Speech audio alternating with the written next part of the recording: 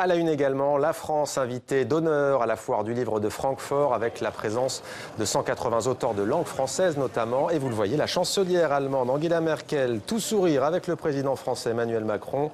Ils ont ouvert ensemble ce salon littéraire. Parmi les écrivains que l'on pourra voir et lire à Francfort, Negar Djawadi qui est notre invité. Bonsoir, merci de vous arrêter sur notre plateau puisque vous vous apprêtez à prendre la direction de l'Allemagne. Nous vous avions reçu lors de la sortie de votre roman, le premier, ça s'appelle Des Orientales, édition Liana Levy. Depuis, à l'époque, il n'était pas encore traduit, bien sûr, dans notre langue. Il est maintenant en anglais, en italien, en espagnol et bien sûr en Allemagne pour cette foire de Francfort. Comment est-ce que vous expliquez le succès de votre roman ? Écoutez, je ne l'explique pas. J'aimerais bien trouver une explication, mais je ne l'explique pas vraiment. Je suis encore surprise par son succès. Mais en même temps, parmi les rencontres que j'ai faites durant cette année, j'ai beaucoup entendu parler d'exil et j'ai l'impression que ça touche énormément les gens parce qu'ils viennent souvent des familles qui ont connu ça, même s'ils sont français, très bien installés en France, mais ils ont des grands-parents, des arrière-grands-parents qui ont connu l'exil et c'est un thème qui touche beaucoup de gens. L'exil, mais aussi donc la mémoire et l'identité sont au cœur de votre roman Des Orientales, une histoire aussi universelle, c'est sans doute pour cela que votre livre connaît un beau succès. À votre avis, c'est ça qui peut conquérir les lecteurs allemands, au fond. Ce n'est pas seulement une histoire de l'Iran d'hier et de la France d'aujourd'hui, mais ça peut être aussi l'histoire de certains Allemands. Oui, sans doute. En plus, il y a une grande communauté iranienne en Allemagne, donc ils connaissent ça, et ils connaissent aussi une communauté turque. Donc, mais en même temps, au-delà de tout ça, bien sûr, ça reste une saga familiale, donc comme toujours, avec des histoires de famille qui sont de fait universelles. Oui. Ouais. Alors, il y a Kimia, notamment, donc, dans votre roman. Parlez-nous d'elle. Qui est-elle au juste, cette jeune ? Kimia, c'est une Française d'aujourd'hui, une Iranienne de naissance, qui est née dans une famille intellectuelle d'Iran, avec des parents qui étaient révolutionnaires, qui étaient intellectuels mais révolutionnaires, qui ont participé à la révolution de 1979, mais côté intellectuel. Et, ils étaient contre le Shah d'Iran, ils étaient contre la révolution islamique. Hein.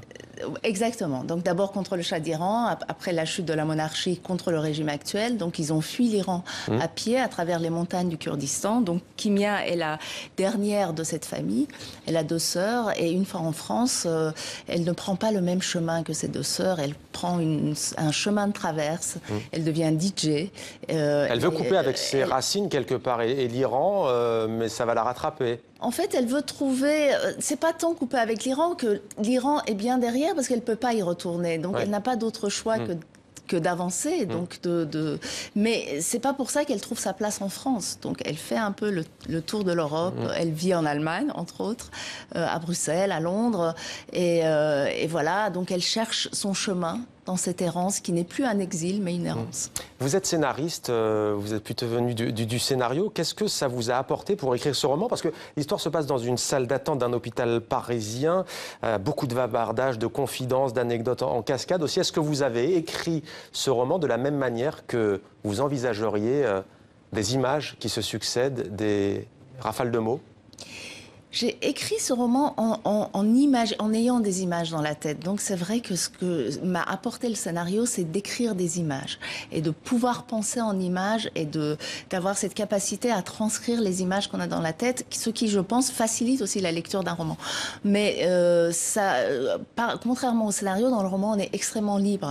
Et peut-être que c'est en négatif que ça m'a apporté quelque chose, c'est-à-dire ça m'a libérée et ça m'a permis d'écrire un peu dans tous les sens et un peu comme j'avais envie, sans me restreindre, sans trouver un cadre. Sans trouver un cadre figé. Voilà. En tout cas, si c'est adapté au cinéma, on imaginerait très bien les petits djinns comme ça qui arrivent en islam. Ce sont des créatures dotées de pouvoirs surnaturels. Je vous donne des idées de scénarios. Alors, on croise dans votre roman Woody Allen, Michel Foucault, des punks bruxellois et des persans aux yeux bleus. Quand je disais que c'était un roman universel, ce n'était pas exagéré.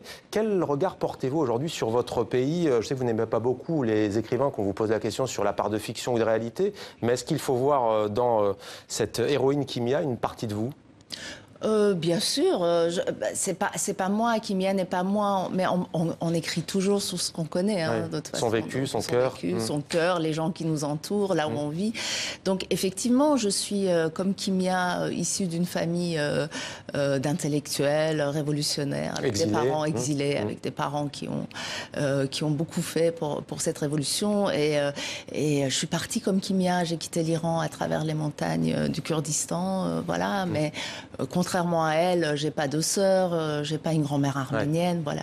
Merci beaucoup Negar Djavadi, Désoriental édition Liana Lévy. Bon voyage à vous en Allemagne et bonne foire donc du livre à Francfort.